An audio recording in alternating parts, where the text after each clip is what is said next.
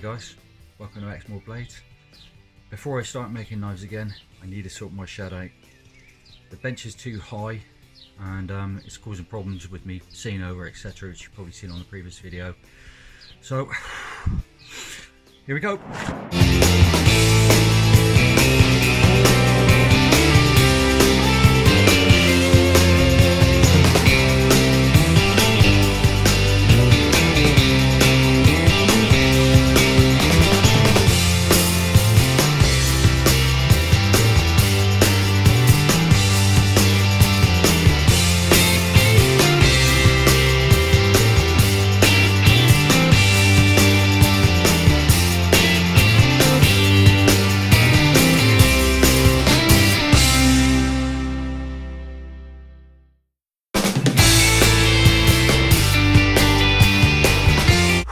Wow, that didn't take long, did it?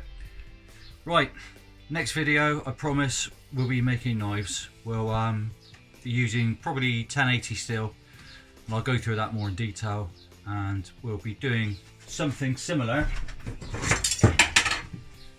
to this one, I think. I'll just show the basics of that, and then we can go through the stages from this on.